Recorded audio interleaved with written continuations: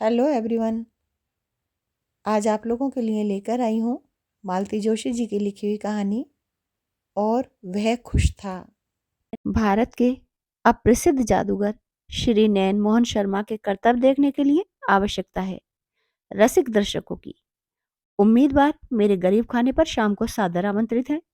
प्रदर्शन के पश्चात ढेर सारी मिठाई खाना आप सभी के लिए अनिवार्य होगा। जो सज्जन अपने को इस योग्य ना समझे वे कृपया आने का कष्ट ना करें। प्रार्थी भुवन मनोहर शर्मा। और भुवन ने देखा कि उसके हस्ताक्षर के पास स्याही का एक बड़ा सा डब्बा पड़ा हुआ था। उसे ठीक से याद था कि नहाने के लिए उठने से पहले जब उसने यह निमंत्रण पत्र तैयार किया था तब वह बिल्कुल साफ था।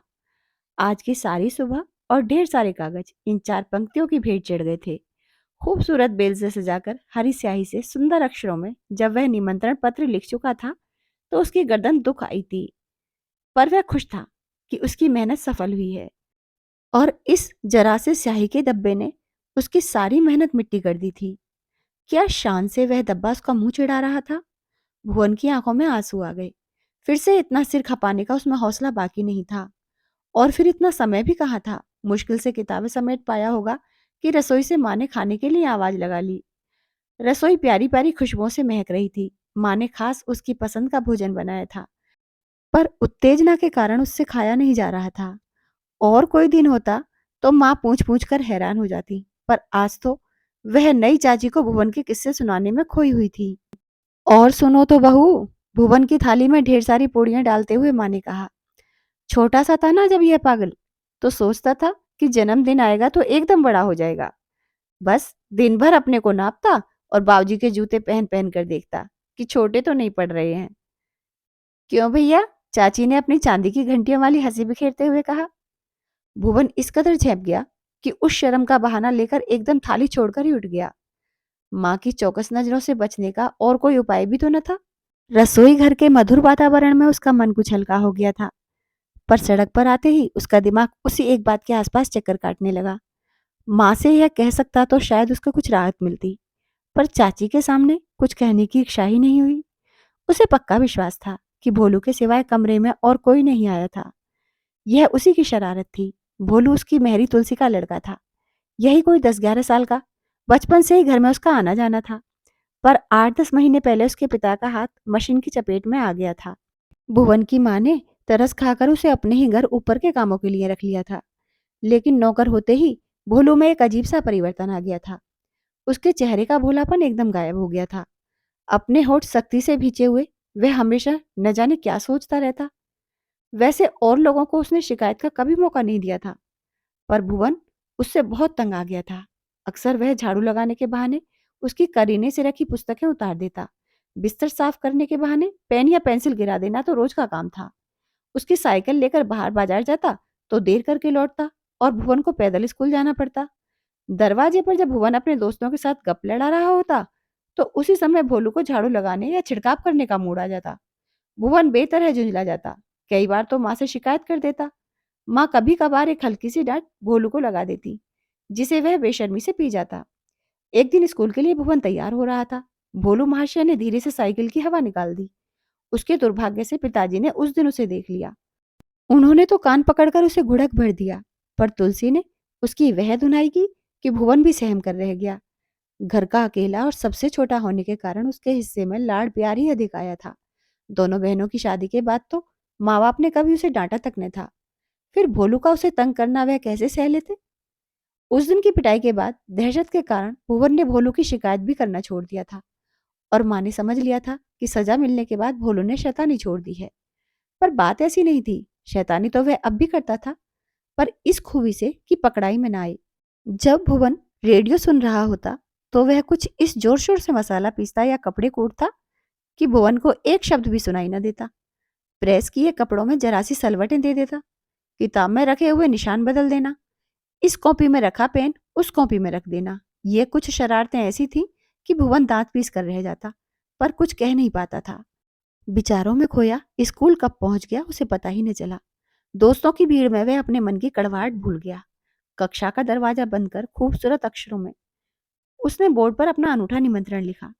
प्रार्थना के बाद जब छात्र कक्षा में आए तो उन्होंने जोरदार तालियां बजाकर इस घोषणा का स्वागत किया। भुवन का जन्मदिन उसके दोस्तों के लिए सदा से एक आकर्षण रहा था।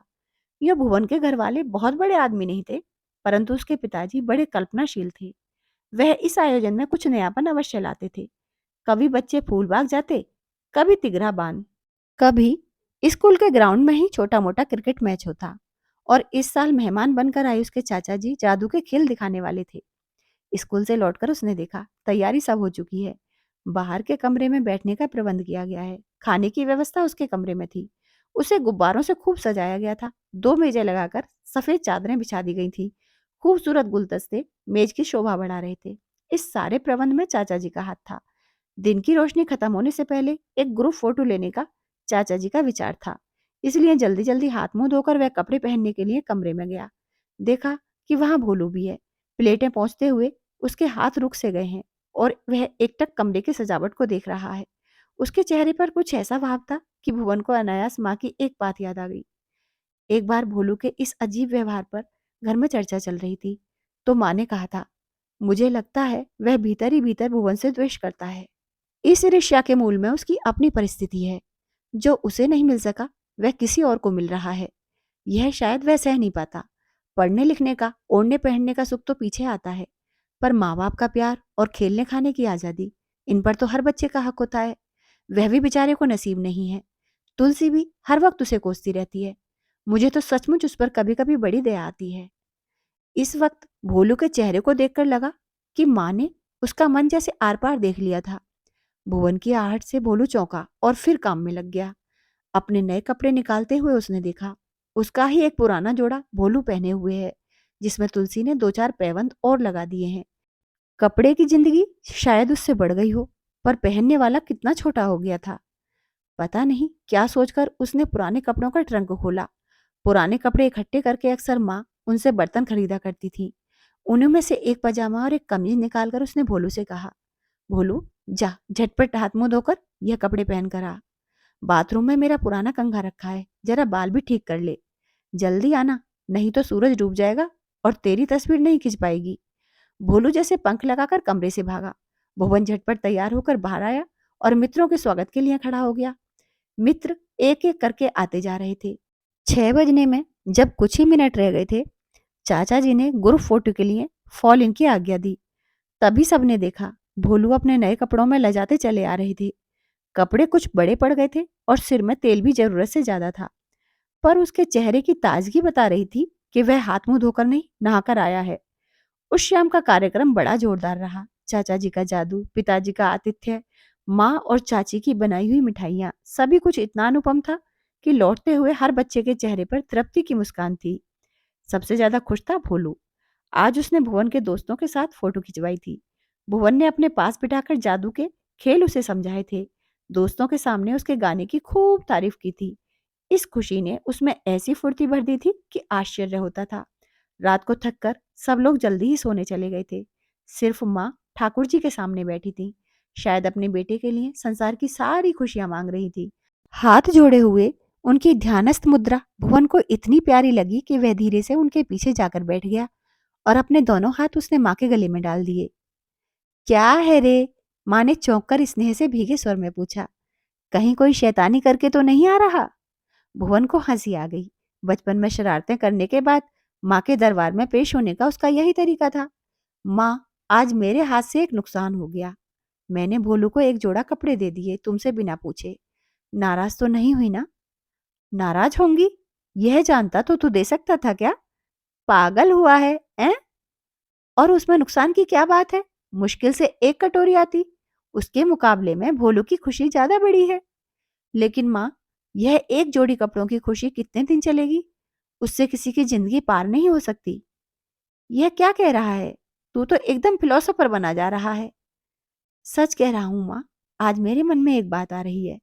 कहूं? मजाक तो ना बनाओगी? तू कह तो, माँ ने कहा। मैं सोचता हूँ आज के आयोजन में हम लोगों ने जितना खर्च कर डाला, इस रकम में तो एक बच्चे की साल भर की पढ़ाई निकल सकती है। तू क्या भोलू को पढ़ाई के लिए सोच रहा है? पर इस समय तो उसके परिवार के लिए उसकी तनख्वाह ही ज्यादा महत्व रखती है बेटा।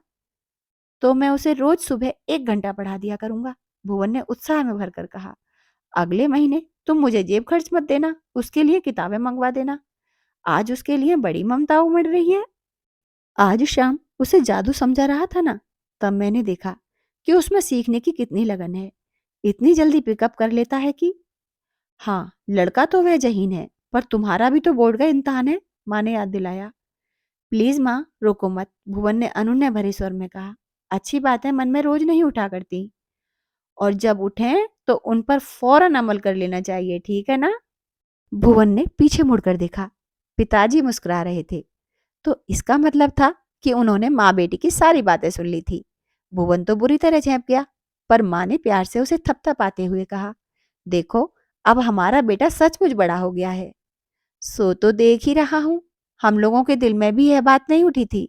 बेटे, तुम अपनी पढ़ाई डिस्टर्ब मत करो, मैं खुद उसे पढ़ाया करूंगा। हाँ, आपसे तो वह जरूर पढ़ेगा, माँ हंसकर बोली। क्यों? क्या मैं कोई राक्षस हूं? आप तो जो भी हैं सो हैं, पर मुझे भी दोपहर में कौन सा काम है? यूं ही इधर उधर बैठने से तो यही ठीक रहेगा कि भोलू को दो अक्षर सिखा दूं, माँ ने कहा। और फिर भुवन की ठोड़ी उठाकर उससे पूछा, अब तो खुश हो ना? और सचमुच वह बहुत खुश था।